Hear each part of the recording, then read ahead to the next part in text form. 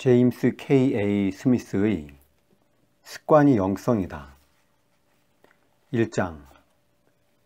당신이 사랑하는 것이 바로 당신이다. 당신은 무엇을 원하는가? 이것이 문제다. 이것이 기독교 제자도의 처음과 마지막이요, 가장 근본적 물음이다. 요한복음에서 예수님이 그분을 따르려는 이들에게 가장 먼저 던지신 질문도 바로 이 질문이다. 세례 요한의 열정에 사로잡혀 제자가 되기 원한 두 사람이 그분을 따르기 시작했을 때 예수님은 그들을 돌아보며 무엇을 구하느냐 라고 물으셨다.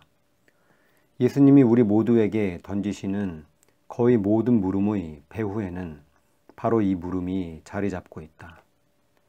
와서 나를 따르겠느냐? 라는 물음을 살짝 바꿔보면 무엇을 원하느냐? 라는 물음과 같다. 예수님이 실패한 제자 베드로에게 던지신 내가 나를 사랑하느냐? 역시 마찬가지다. 예수님은 마태와 요한을 만나셔서 내가 무엇을 아느냐? 라고 묻지 않으신다. 내가 무엇을 믿느냐?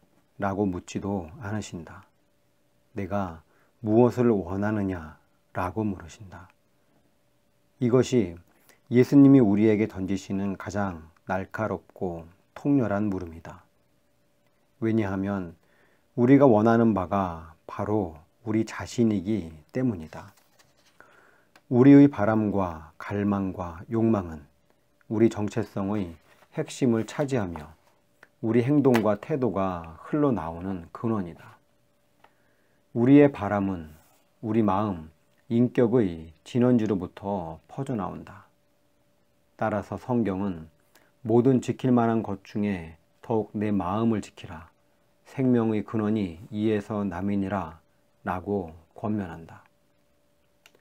그렇다면 제자도는 우리 마음을 정렬하는 방식, 우리가 사랑하는 것을 의도적으로 선택하고 거기에 주목하는 방식이라고 말할 수 있다.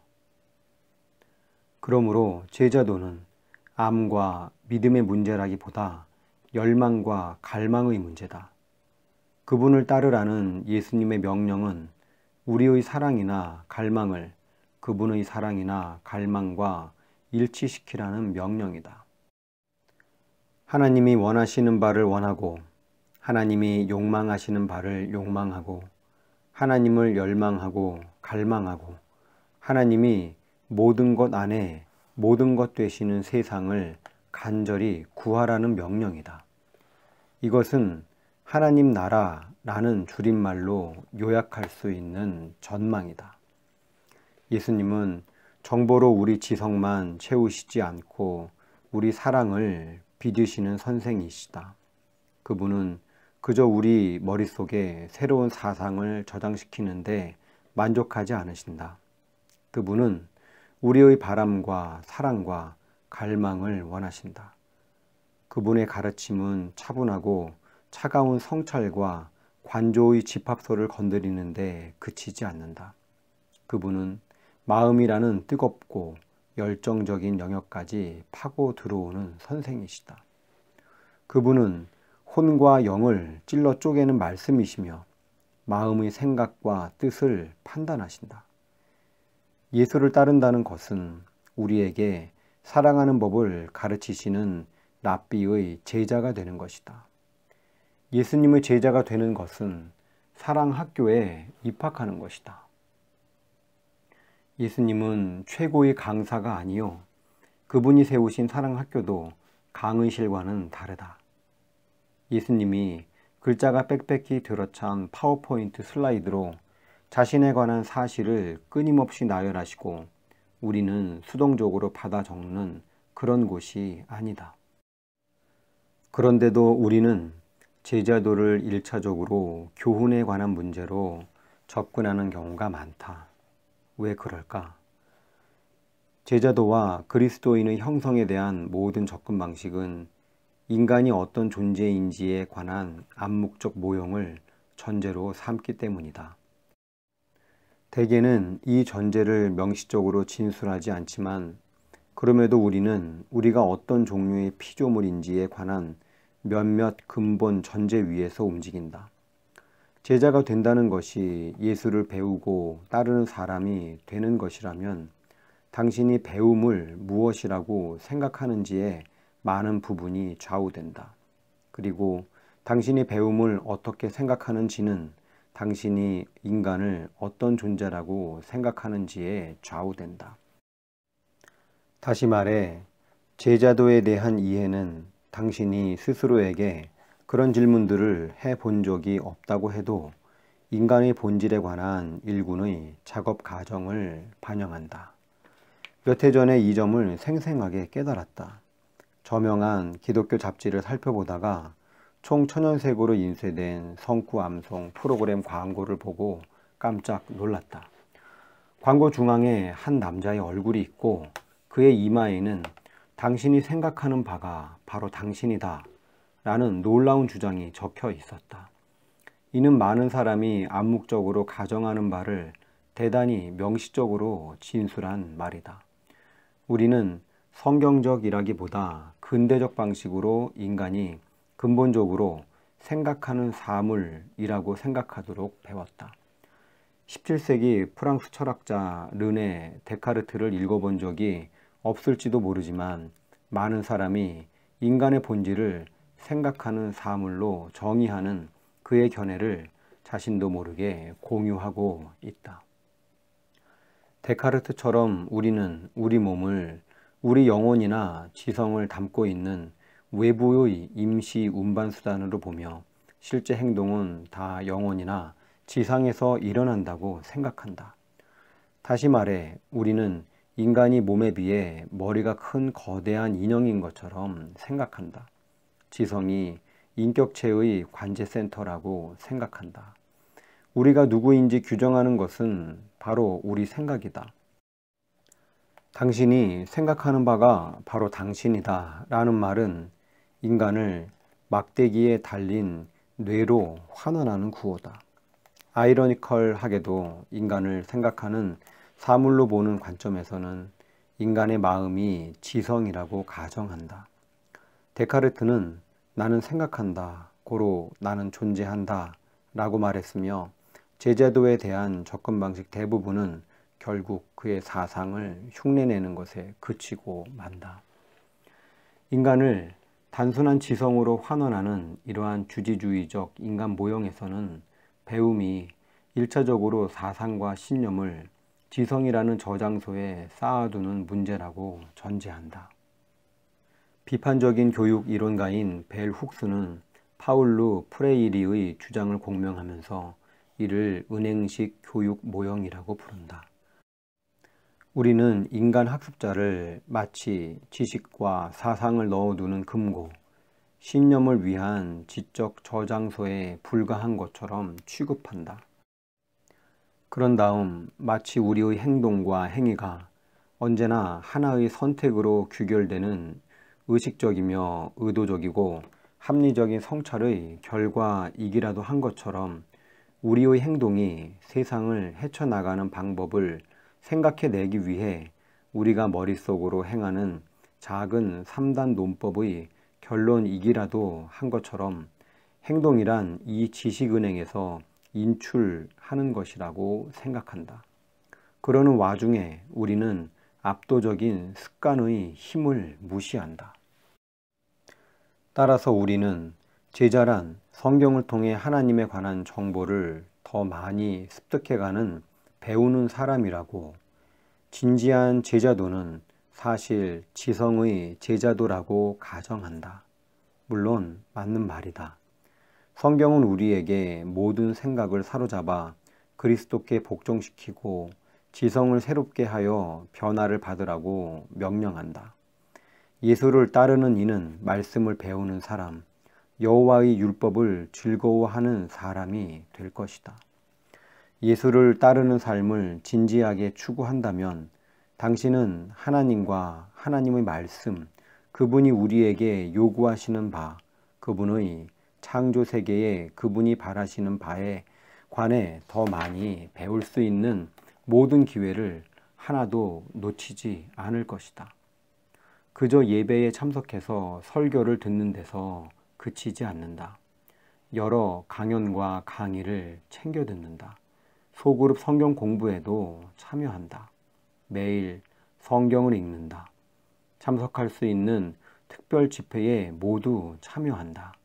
하나님과 그분의 말씀을 더 깊이 이해할 수 있도록 도와줄 책을 탐독한다.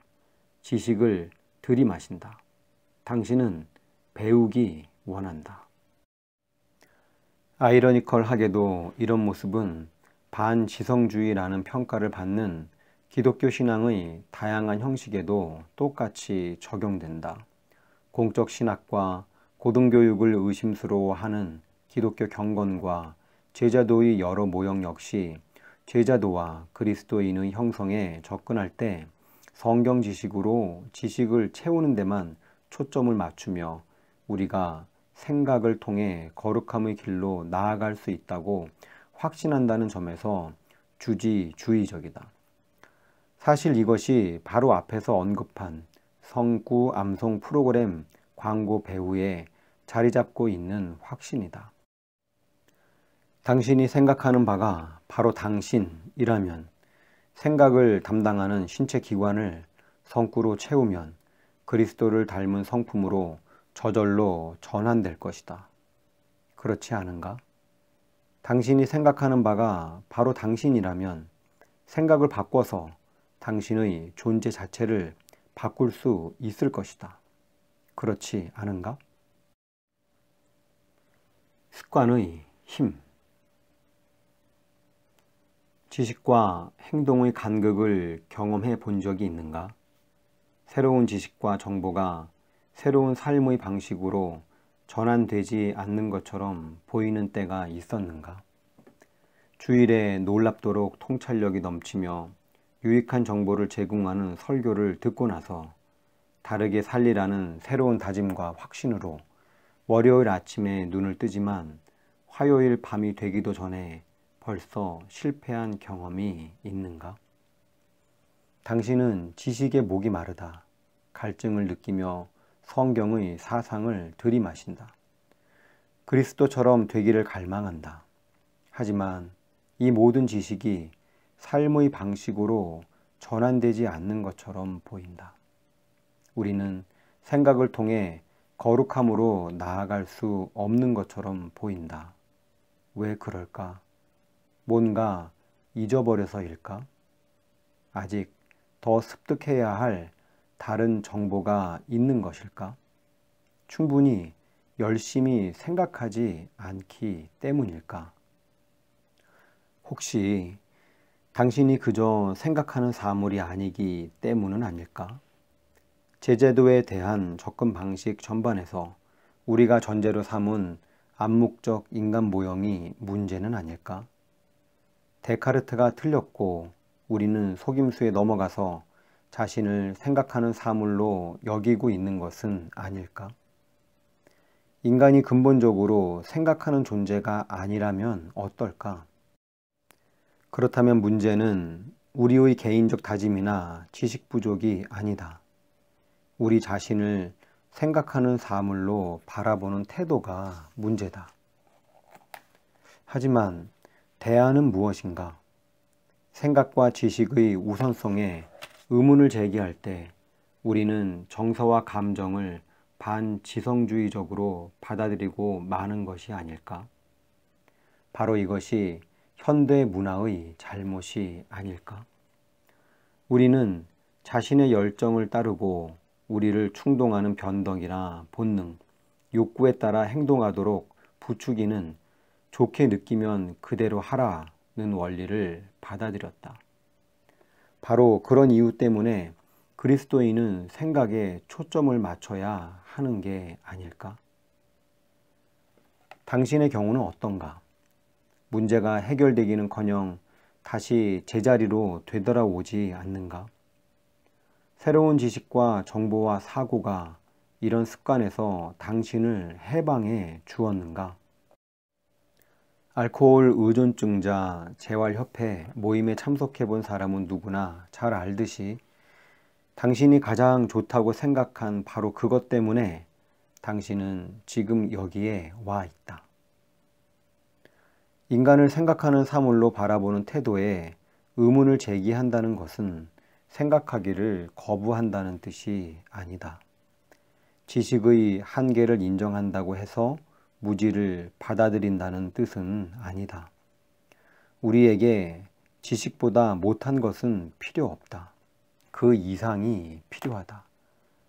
우리는 습관의 힘을 인식할 필요가 있다. 그렇기 때문에 현대에 들어와서 우리가 자신도 모르는 사이에 흡수해버린 환원론적 인간관, 즉 마치 우리를 단지 근본적으로 생각하는 사물처럼 취급하는 인간관을 거부해야 한다. 그 대신 우리 생각과 지식을 인격체의 더 근본적인 다른 측면과의 관계 속에 배치시키는 더 통전적이고 성경적인 인간 모형을 받아들여야 한다. 우리는 데카르트주의의 시각으로 성경을 읽는데 너무 익숙해져 있어서 성경이 주지주의와 인간을 생각하는 사물로 바라보는 태도를 뒷받침한다고 생각한다. 하지만 근대 특유의 눈가리개를 벗고서 성경을 더 자세히 읽어보면 성경이 전혀 다른 인간 모형을 전제로 삼고 있음을 알 수 있다.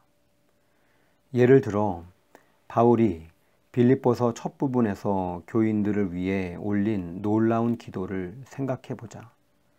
내가 기도하노라 너희 사랑을 지식과 모든 총명으로 점점 더 풍성하게 하사 너희로 지극히 선한 것을 분별하며 또 진실하여 허물 없이 그리스도의 날까지 이르고 예수 그리스도로 말미암아 의의 열매가 가득하여 하나님의 영광과 찬송이 되기를 원하노라. 빌립보서 1장 9절에서 11절. 여기서 바울의 기도 순서를 눈여겨보라. 너무 빨리 읽으면 바울이 주로 지식에 관심이 있다는 인상을 받을지도 모른다. 실제로 대충 훑어보면 바울이 빌립보 그리스도인들의 지식이 깊어져서 무엇을 사랑해야 할지 깨닫기를 원한다고 기도한다는 식으로 습관적으로 생각할지도 모른다. 하지만 다시 읽어보라. 바울의 기도는 그 반대다. 그는 그들의 사랑이 점점 더 풍성해지기를 기도한다. 어떤 의미에서는 사랑이 지식의 전제 조건이기 때문이다. 사랑하기 위해 아는 게 아니라 알기 위해 사랑한다. 바울은 우리에게 지극히 선한 것, 즉 탁월한 것, 정말로 중요한 것, 궁극적으로 중요한 것을 분별하려 한다면 먼저 우리가 사랑하는 바에 주의를 기울여야 한다고 말한다. 여기서는 전혀 다른 인간 모형이 작동하고 있다. 당신이 생각하는 바가 바로 당신이라고 넌지시 말하는 합리주의적, 주지주의적 모형 대신 바울의 기도는 전혀 다른 확신을 드러낸다. 당신이 사랑하는 바가 바로 당신이다. 인간이 생각하는 사물이라는 전제에서 출발하는 대신 인간이 무엇보다도 먼저 사랑하는 존재라는 확신에서 출발한다면 어떨까? 당신이 아는 바가 아니라 당신이 사랑하는 바가 당신을 규정한다면 어떨까? 인격체의 중심과 근원이 지성의 영역이 아니라 마음의 영역에 자리 잡고 있다면 어떨까? 이것은 제자도와 그리스도인의 형성에 대한 접근 방식을 어떻게 바꾸어 놓을까? 현대의 그리스도인들을 위한 고대의 지혜. 이러한 고대의 성경적 인간 모형은 인간을 생각하는 사물로 보는 근대적 관점이라는 미끼를 집어삼킨 교회를 위한 처방전이다. 로버트 웨버가 자주 한 말처럼 교회의 미래는 고대다. 포스트 모던 세계를 위한 기독교의 지혜를 찾으려 한다면 근대적 환원론에 사로잡히지 않았던 고대인들에게 귀를 기울여야 한다.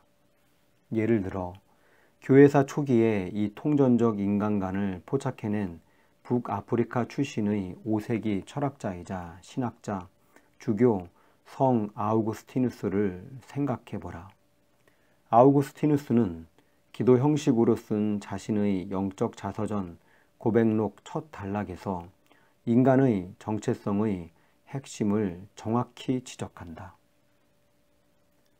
당신께서는 우리를 당신을 향하여 있도록 지으셨기에 우리의 마음은 당신 안에서 안식할 때까지 쉴 수 없습니다.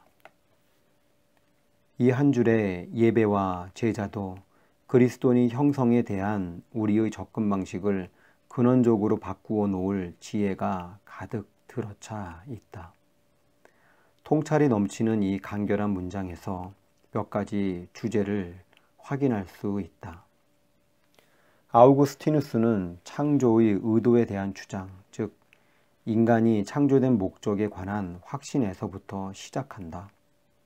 이것은 두 가지 이유에서 중요하다. 첫째, 이것은 인간이 예수 그리스도 안에 알려진 창조주에 의해 그분을 위해 창조되었다고 인정한다. 다시 말해서 참으로 온전히 인간이 되기 위해서는 우리를 지으신 분이요 우리가 지음받은 목적이신 분과의 관계에서 스스로를 발견해야 한다. 복음은 우리가 인간이 되는 법을 배우는 길이다. 이레나이우스의 말처럼 하나님의 영광은 온전히 살아있는 인간이다. 둘째, 인간됨이 암시하는 모습은 역동적이다. 인간으로 산다는 것은 무엇인가를 위해 존재하고 무언가를 지향한다는 뜻이다. 인간으로 산다는 것은 무언가를 추구하기 위해 무언가를 얻기 위해 움직인다는 뜻이다. 실존의 차원에서 우리는 상어와 같아서 살기 위해 움직여야만 한다. 우리는 단지 사상을 담는 고정된 그릇이 아니라 어떤 목적을 지향하는 역동적 피조물이다. 철학에는 이를 가리키는 줄임말이 있다. 목적 혹은 텔로스, 목표를 지향하는 무언가를 가리켜 목적론적이라고 한다. 아우구스티누스는 인간이 목적론적 피조물이라고 바르게 인식했다. 눈여겨볼 만한 두 번째 주제는 아우구스티누스가 이 목적론적 지향의 중심 혹은 기관을 마음, 곧 우리의 갈망과 욕망의 근원에서 찾았다는 점이다. 불행히도 우리 문화는 마음, 헬라어 카르디아 라는 말을 오용하여 홀마크 카드유의 감상주의에 포함시켜 일종의 주정주의와 동일시하고 있다. 이것은 성경에서 카르디아라는 단어가 뜻하는 바가 아니며 아우구스티누스가 의도했던 뜻도 아니다. 그보다는 마음을 당신의 가장 근원적 갈망을 떠받치는 버팀목, 곧 세상에 대한 본능적이며 잠재의식적 지향으로 생각하라. 따라서 아우구스티누스는 이것을 단순한 지적 추구로 묘사하지 않는다. 그는 주께서 주를 알도록 우리를 만드셨기에 주를 이해하기까지 우리 지성은 무지합니다. 라고 말하지 않는다. 아우구스티누스가 말하는 갈망은 호기심이 아니라 굶주림에 더 가깝다. 풀어야 할 지적인 수수께끼가 아니라 살아남겠다는 갈망에 더 가깝다. 따라서 이 인간관에서 인격체의 무게중심은 지성이 아니라 마음에 자리 잡고 있다. 왜? 마음은 우리 사랑의 실존적 공간이며 우리로 하여금 어떤 궁극적 목적이나 텔로스를 지향하게 만드는 것은 바로 사랑이기 때문이다. 나는 그저 어떤 목적을 알거나 어떤 텔로스를 믿지 않는다. 그 이상으로 나는 어떤 목적을 갈망한다. 나는 무언가를 원하며 궁극적으로 그것을 원한다. 나를 규정하는 것은 내 욕망이다. 다시 말해, 당신이 사랑하는 바가 바로 당신이다. 따라서 우리는 인간이 근원적으로 에로스적 피조물이라고 말할 수 있다. 불행히도 포르노그래피에 물든 우리 문화에서 에로스라는 단어에는 부정적 의미가 많다. 따라서 그리스도인들은 에로스에 알레르기 반응을 보이는 경향이 있다. 그리고 에로스와 아가페를 대조하면서 후자를 그리스도인의 사랑이라고 칭송하는 경향이 있다. 하지만 그렇게 함으로써 우리는 욕망의 선함을 포기하고 현대 문화가 이것을 무질서하게 강탈하도록 내버려 두는 셈이다. 가장 참된 의미에서 에로스는 피조물인 인간의 선한 특징인 욕망과 이끌림을 가리킨다.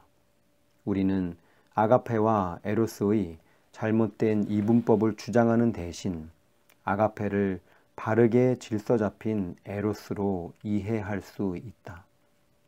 성령께서 우리 마음속에 넘치도록 부어주신 그리스도의 사랑은 하나님을 향한 구속된 욕망, 바르게 질서 잡힌 욕망이다. 당신이 욕망하는 바가 바로 당신이다. 사랑의 근원적 중요성을 강조하는 태도와 결합된 이러한 목적론적 인간관이 아우구스티누스의 세 번째 통찰을 만들어낸다. 우리는 우리를 만들고 사랑하시는 분을 사랑하도록 창조되었기 때문에 우리의 사랑이 이 궁극적 목적을 바르게 지향할 때 안식을 누릴 것이다. 하지만 아우구스티누스는 그 반대의 경우도 지적한다. 우리 마음이 하나님 안에서 목적을 발견하도록 창조되었기 때문에 그분 대신 다른 존재를 사랑하려고 할 때 불안과 쉼 없음에 사로잡히고 말 것이다. 인간으로 존재한다는 것은 마음이 있다는 뜻이다. 우리는 사랑하지 않을 수 없다. 따라서 문제는 당신이 무언가를 궁극적 대상으로 사랑할지 아닐지가 아니다. 당신이 무엇을 궁극적 대상으로 사랑할지가 문제다. 당신이 사랑하는 바가 바로 당신이다. 이렇게 성경과 성 아우구스티누스의 고대의 지혜를 간략히 살펴보기만 해도 우리가 흔히 가정하는 것과 전혀 다른 인간 모형이 드러난다. 이 모형은 제자도와 성화의 본질, 예배의 역할을 이해하기 위한 틀을 제공한다. 우리가 논의하는 바를 그려낼 수단을 제공하는 은유를 통해 이를 더 자세히 설명해 보자. 욕망의 정향, 인간으로서 존재하기. 인간으로 존재한다는 것은 무언가를 추구한다는 말이다. 산다는 것은 꿈이라는 목적지를 향해 일종의 무의식 여행을 떠난다는 말이다. 블레즈 파스칼은 내기로 이를 설명한 것으로 유명하다.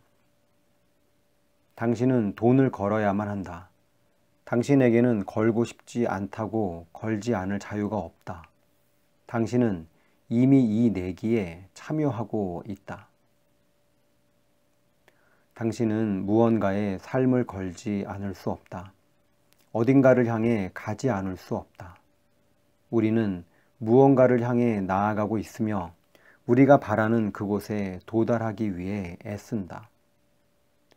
우리가 무의식적으로 향해서 나아가는 그곳을 고대 철학자들은 텔로스, 곧 우리의 목표, 우리의 목적이라고 불렀다.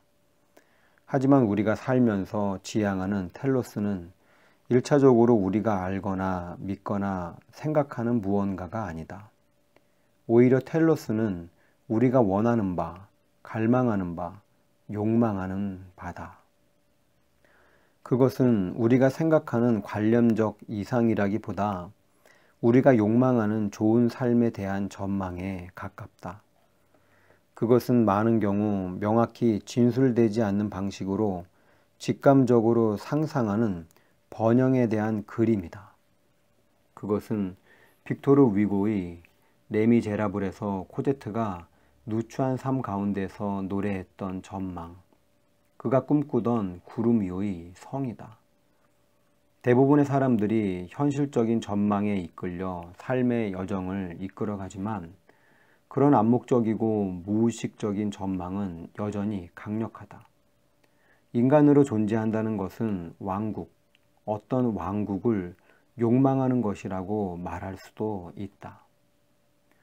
왕국이라는 표현은 이것이 개인적이고 사적인 에덴만을 가리키지 않는다는 뜻이며 우리는 모두 우리가 생각하는 이상적 사회에 대한 사회적 전망을 갈망하며 살아갈 수밖에 없다는 뜻이다.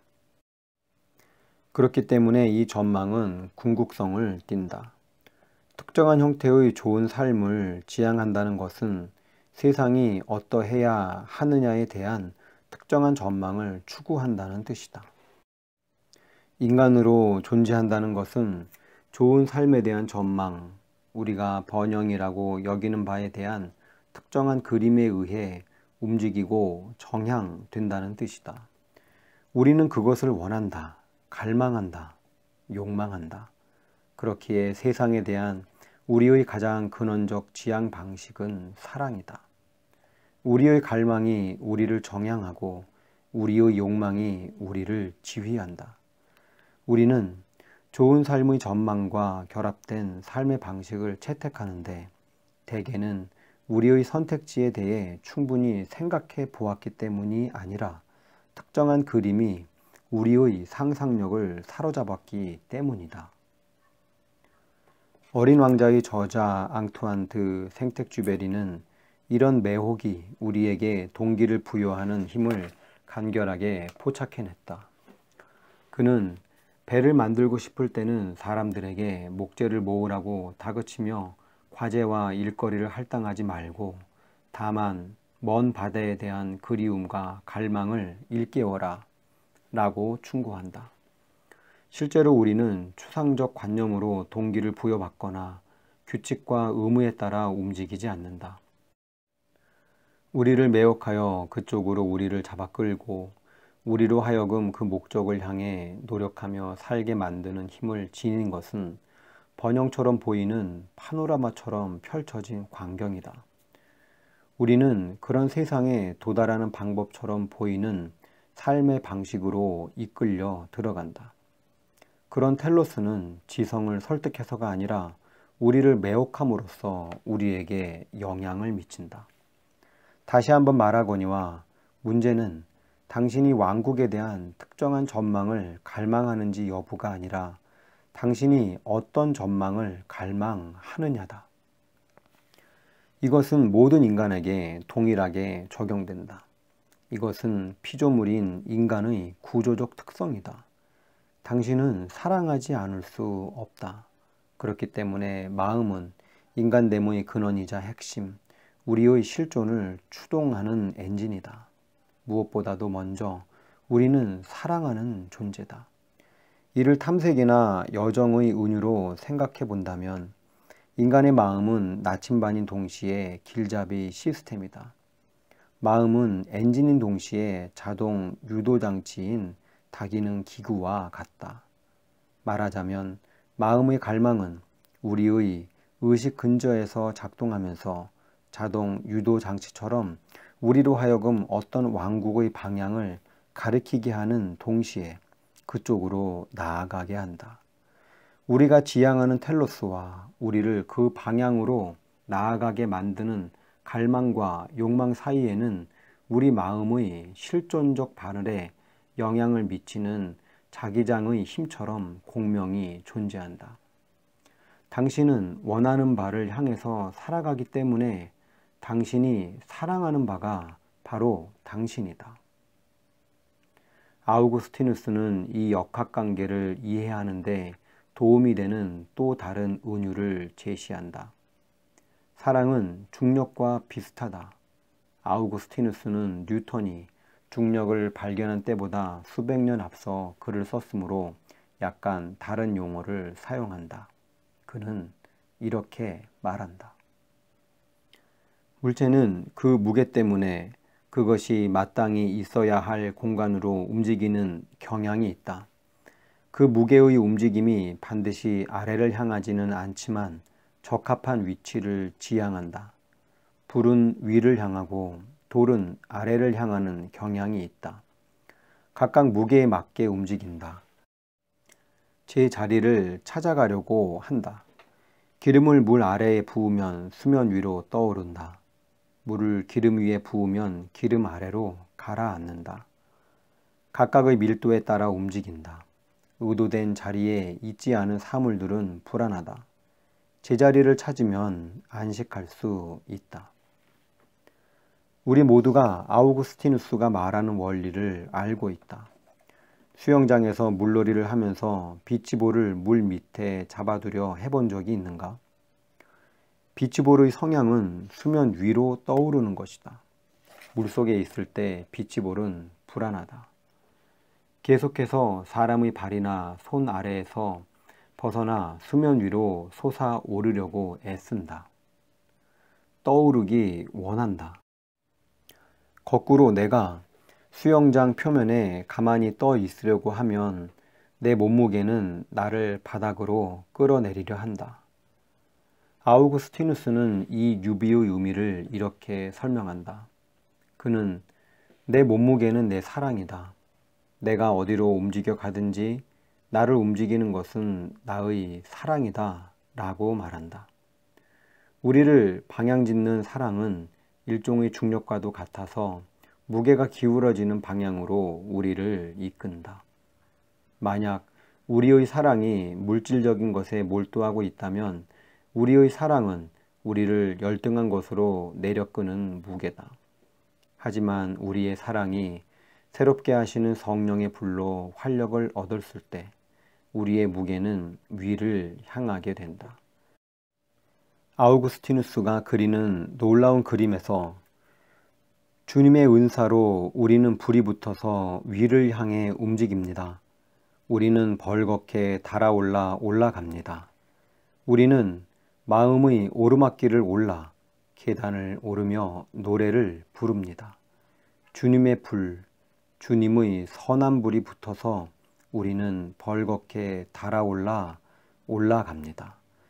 예루살렘의 평화를 향해 올라갑니다. 제자도는 우리를 불붙게 해야 하며 우리 사랑의 무게를 바꾸어 놓아야 한다. 에로스의 나침반. 사랑은 습관이다. 이 대안적 인간 모형에서 우리 정체성의 무게중심은 마음, 곧 우리의 갈망과 욕망과 연관된 영역, 직감 차원의 카르디아 영역에 자리 잡고 있다. 우리가 좋은 삶이라고 생각하는 궁극적 텔로스, 우리가 목표 삼고 살아가는 왕국의 모습을 지향하게 만드는 것은 우리의 욕망이다. 인간으로 존재한다는 것은 사랑한다는 뜻이며 궁극적인 무언가를 사랑한다는 뜻이다. 하지만 이런 사랑이 우리가 그에 관해 생각해 보지 않은 채로 작동하는 일종의 잠재의식적 욕망임을 인정해야만 이것이 제자도에 대해 어떤 의미인지를 온전히 이해할 수 있다.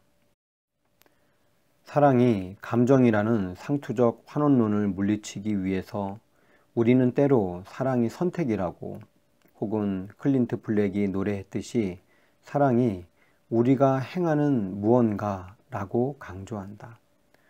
어떤 의미에서는 맞는 말이다. 하지만 또 다른 의미에서 여기서 논하는 사랑, 세상에 대한 우리의 가장 근본적 지향으로서의 사랑은 의식적 선택이라기보다는 근원적 성향, 우리로 하여금 어떤 선택을 하게 만드는 기본적 지향이다. 이는 사랑을 이해하는 아주 오래된 성경적 관점이다. 사실 인간을 생각하는 사물로 보게 만드는 눈가리기 없이 바울 서신을 다시 읽어보면 그가 사랑을 묘사하는 방식에서 흥미로운 점을 발견할 수 있다. 골로새 그리스도인들에 대한 그의 권면을 생각해보라. 그러므로 너희는 하나님이 택하사 거룩하고 사랑받는 자처럼 긍휼과 자비와 겸손과 온유와 오래 참음을 옷 입고 누가 누구에게 불만이 있거든 서로 용납하여 피차 용서하되 주께서 너희를 용서하신 것 같이 너희도 그리하고 이 모든 것 위에 사랑을 더하라. 이는 온전하게 매는 띠니라. 골로새서 3장 12절에서 14절. 바울은 옷 입기에 비유해 그리스도 닮은 삶을 설명한다. 그리스도로 옷 입는 것은 긍휼과 자비, 겸손, 온유, 인내의 옷을 입는다는 뜻이다. 그리고 이 모든 것 위에 사랑을 입어야 한다. 마치 사랑은 나머지 덕목들을 하나로 묶어주는 큰 띠와 같다. 하지만 바울이 이러한 그리스도 닮은 모든 성품의 특징을 설명하는 방식에 주목하라. 이 특징들은 덕목이다. 우리는 덕을 윤리적 범주라고 막연히 생각하지만 이 개념에 대한 고전적 이해가 없기 때문에 여기서 바울이 하는 말의 힘을 온전히 이해하지 못한다. 그러므로 사랑에 관한 바울의 권면이 담고 있는 뜻을 생각해 보기 위해서 먼저 덕이라는 개념을 간략히 설명해 보겠다. 간단히 말해서 덕이란 좋은 도덕적 습관이다. 좋은 도덕적 습관은 선을 지향하는 내적 성향과 같다. 덕이란 사람됨의 일부를 이루게 된 성품의 특징으로서 그 결과 당신은 긍휼이 넘치며 남을 용서하는 경향을 지닌 사람이 된다. 따라서 덕은 선을 외적으로 규정하는 도덕법이나 규칙과는 다르다. 토마스 아퀴나스가 지적하듯이 덕과 법은 반비례 관계다. 덕을 갖춘 사람일수록, 즉 성품 자체에서 흘러넘치는 선을 지향하는 내적 성향을 더 많이 갖추고 있을수록 선행을 강제하는 법이라는 외력이 덜 필요하다. 반대로 사람이나 집단이 악덕할수록 그들이 해야 하는 행동을 강제하는 법이라는 채찍이 더 많이 필요하다. 자녀를 길러본 사람은 누구나 이 역학관계를 잘 알 것이다. 자녀가 어릴 때는 아이들에게 끊임없이 옳은 일을 하라고 말하고 강제해야 한다. 자녀의 도덕의식을 훈련시킨다. 하지만 우리의 목표와 희망은 그 과정에서 아이들이 선에 대한 의식을 내면화하고 그렇게 하도록 강제하는 규칙이라는 채찍이 없어도 그런 종류의 사람이 되는 것이다. 그렇다면 어떤 의미에서 덕 있는 사람이 된다는 것은 법을 내면화하여 거의 자동적으로 따르는 것을 뜻한다. 아리스토텔레스가 말했듯이 도덕적 습관을 습득하면 제2의 천성이 된다. 우리는 왜 무언가를 제2의 천성이라고 부르는가? 첫 번째 천성은 우리 기관계의 특징을 이루며 우리가 따로 생각하지 않아도 작동하는 내장된 본성이다. 지금 이 순간 당신은 숨을 쉬겠다고 선택하지 않는다. 숨쉬기에 관해 아예 생각하지 않는다. 의식 아래서 일어나는 일들은 천성이 책임진다. 제2의 천성이 된 이런 습관도 같은 방식으로 작동한다. 그것은 당신의 사람됨의 일부를 이루어 숨을 쉬고 눈을 깜빡이는 것처럼 자연스러워진다. 이런 것들에 대해 생각하거나 이런 것들을 하겠다고 선택할 필요가 없다. 그냥 자연스럽게 이루어진다. 제2의 천성이 되는 덕을 습득했을 때 이는 당신이 선을 지향하는 경향이 있는 사람이 되었다는 뜻이다.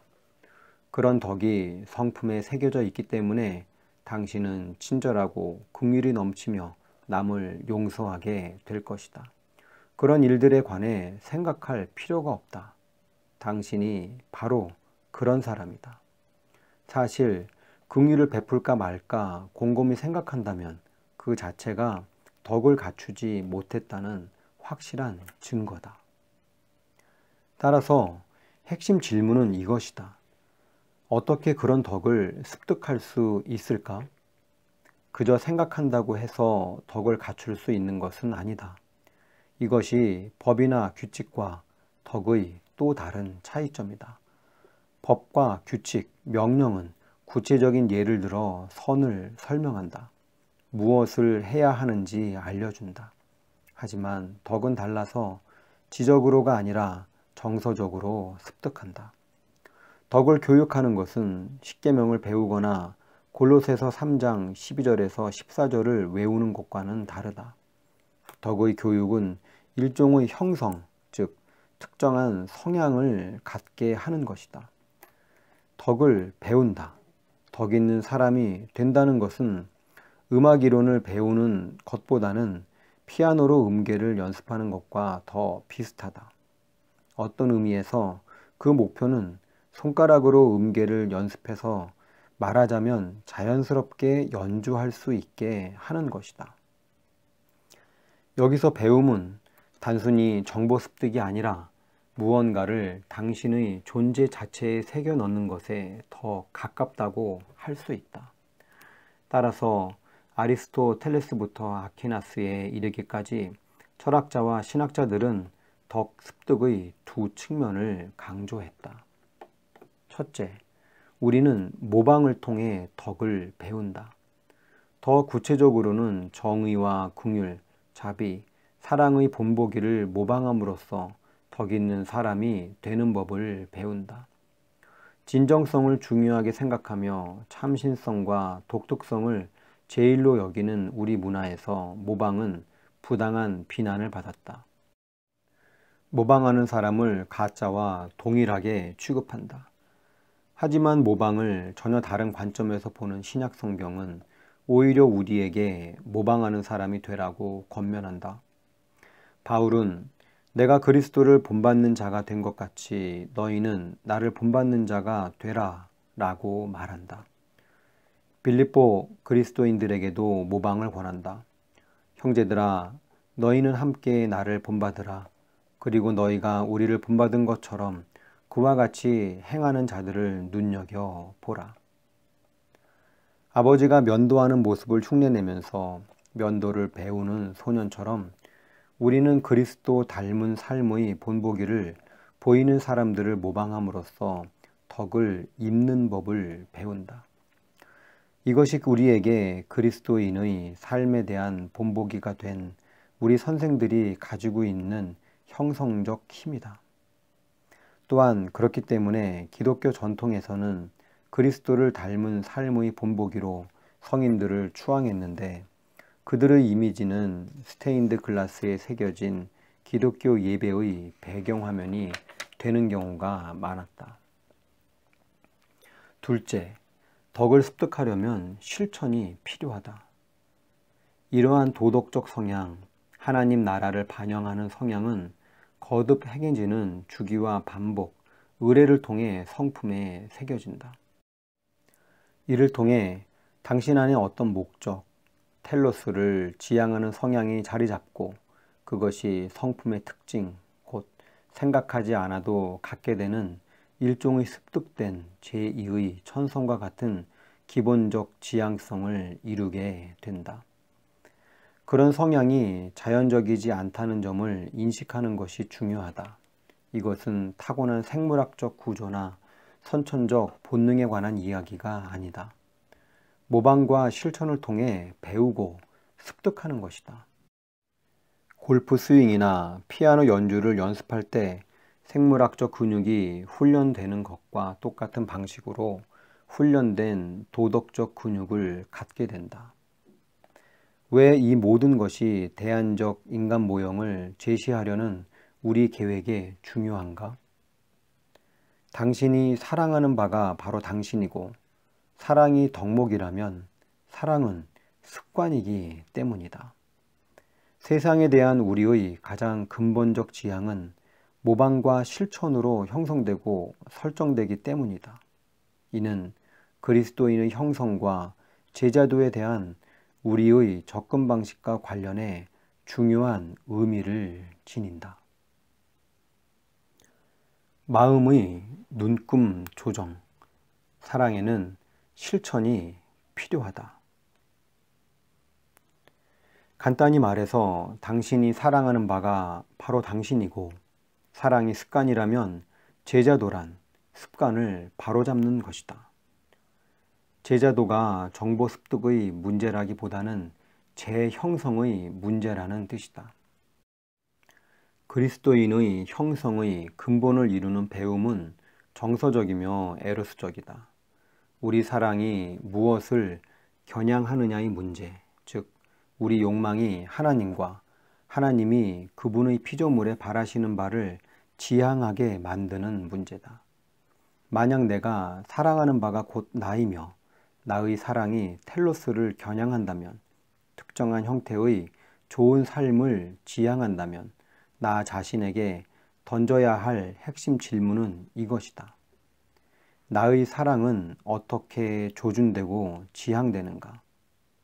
지금까지 우리는 인간으로 존재한다는 것이 곧 사랑하는 존재로서, 즉 우리가 갈망하는 바에 대한 에로스적 지향에 의해 세상에서 살아가는 방식이 결정되고 통제되는 피조물로서 존재함을 뜻한다는 것을 살펴보았다.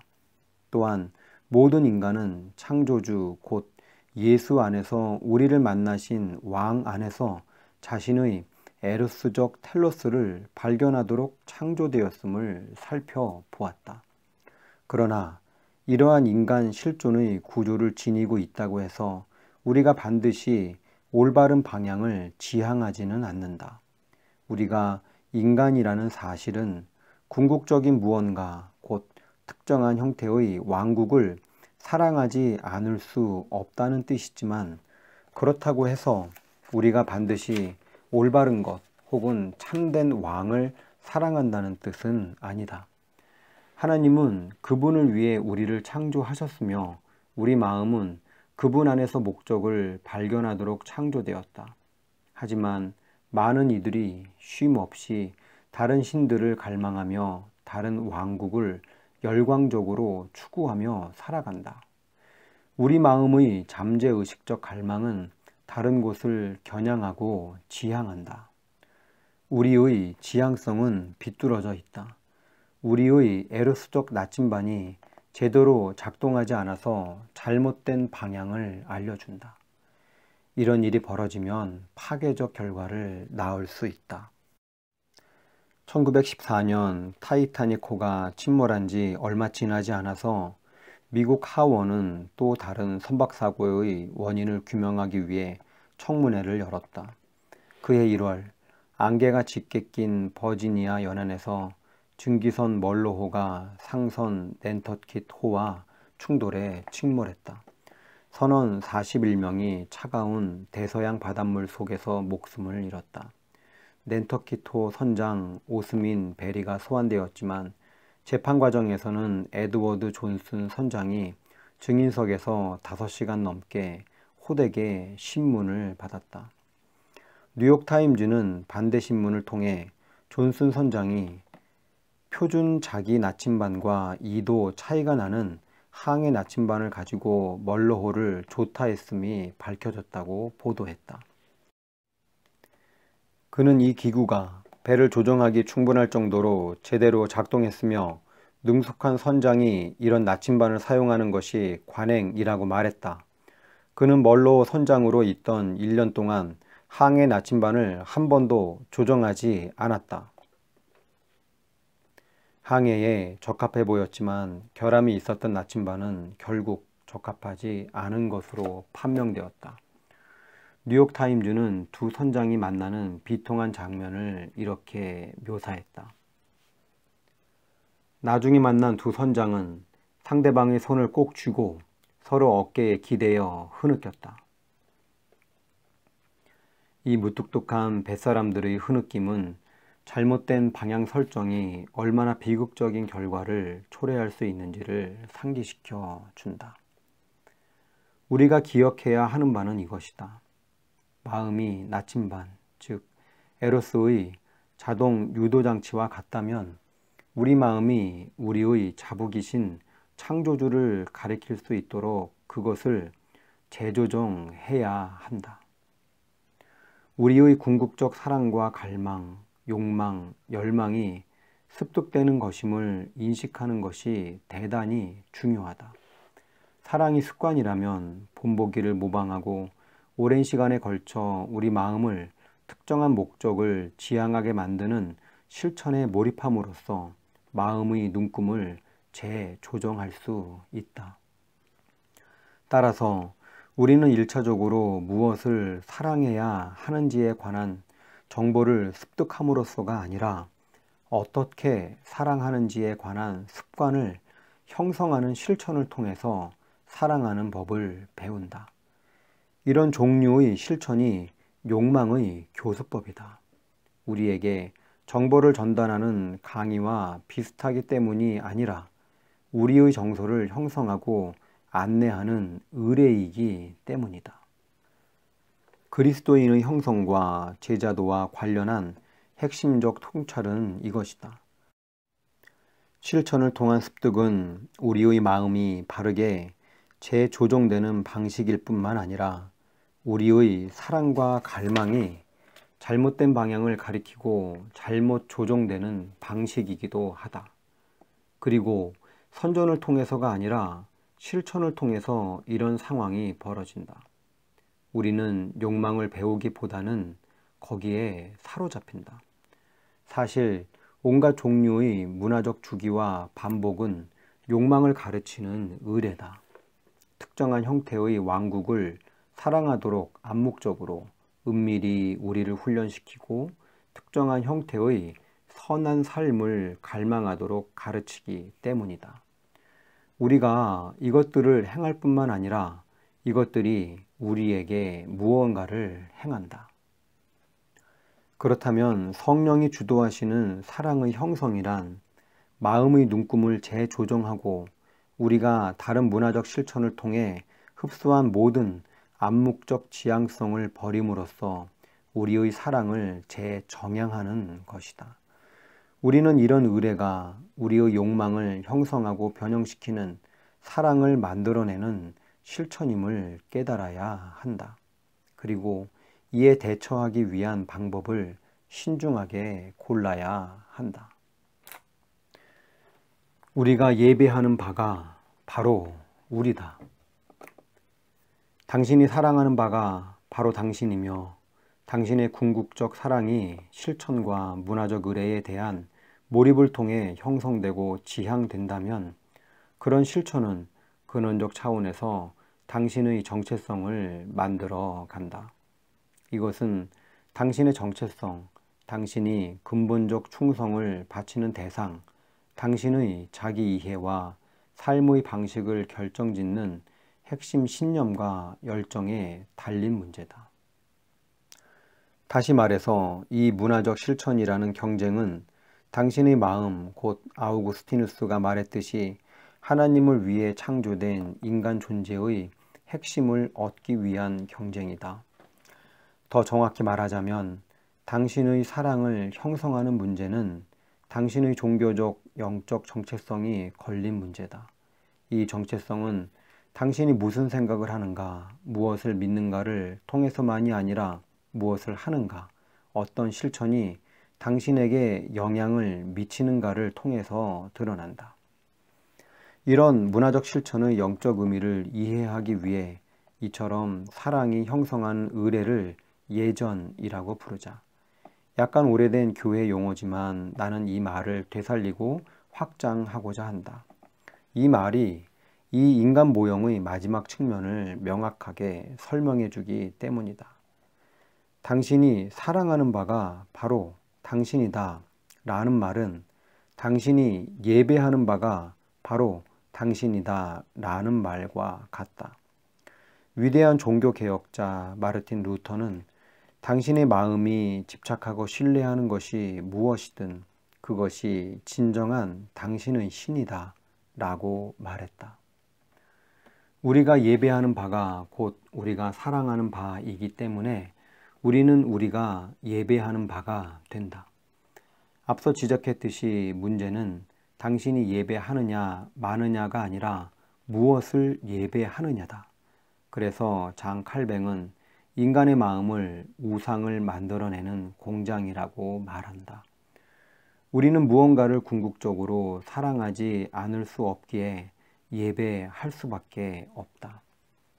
그렇다면 우상 숭배는 신학보다는 예전의 문제이다. 우리에게 가장 매력적인 우상은 지적 창작물이라기보다는 정서적 투사에 더 가깝다. 오해나 무지의 산물이 아니라 방향이 잘못된 욕구의 산물이다. 우리는 왜곡된 메시지를 걸러내기 위해서 거짓 가르침을 경계하고 문화를 분석하는 대신 경쟁하는 예전이 어디에나 존재함을 인식해야 한다. 어떤 의미에서 이런 욕망의 교수법은 문화적 예전, 경쟁하는 예배 양식이다.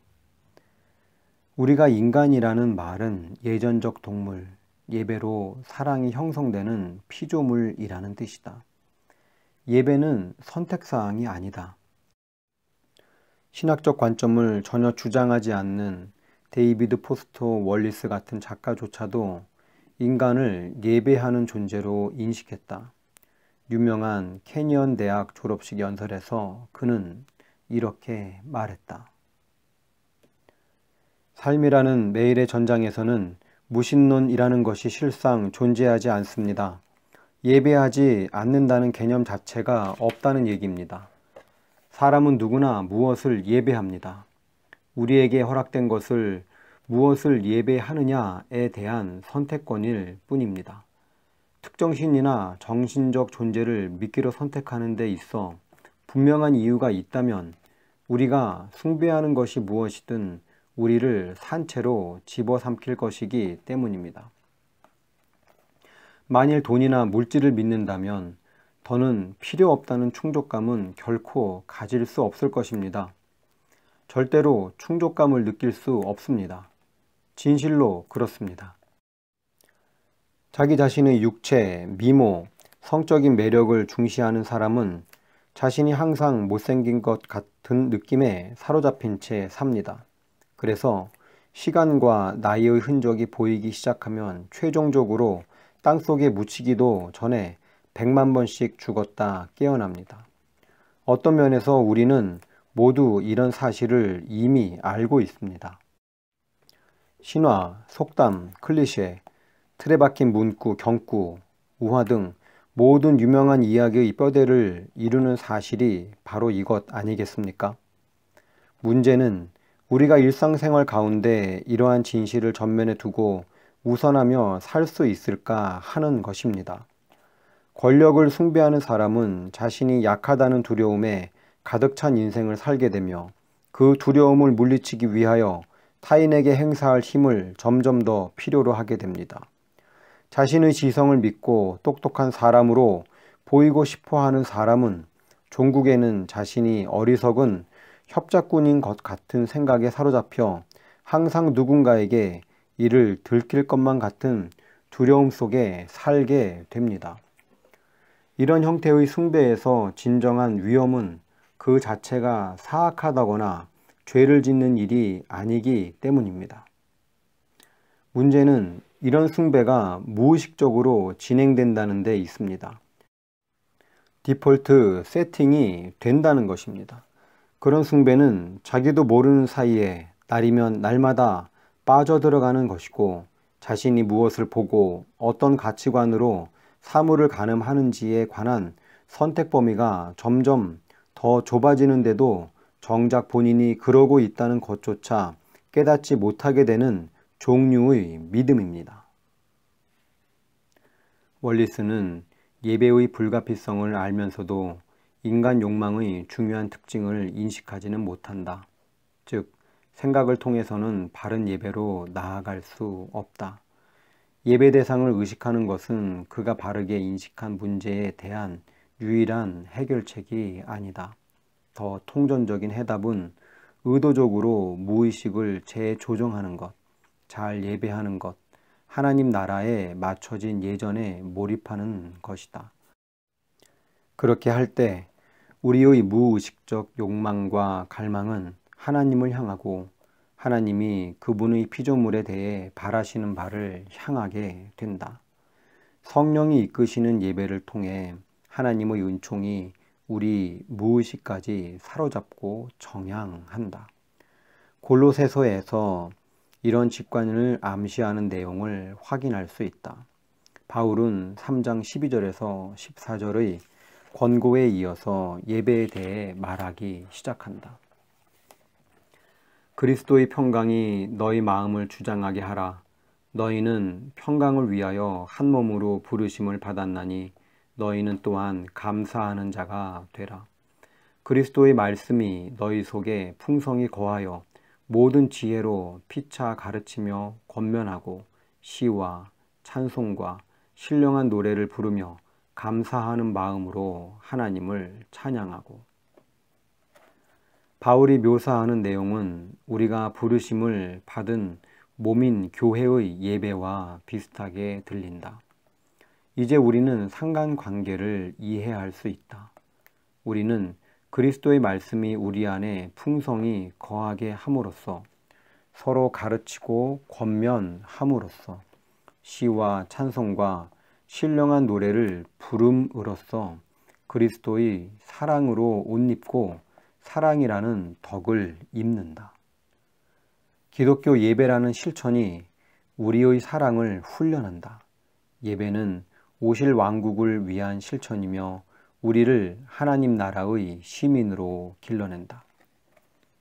기독교 예배가 본질적으로 우리가 몰입해 있는 경쟁하는 예전들, 즉 은밀히 우리의 사랑과 갈망을 사로잡고 그것이 잘못된 방향을 가리키게 하고 우리로 하여금 좋은 삶에 대한 잘못된 전망을 지향하게 만드는 문화적 실천에 맞서는 대항적 형성이라는 사실을 우리는 깨달아야 한다. 그렇기 때문에 제자도의 핵심은 예배다.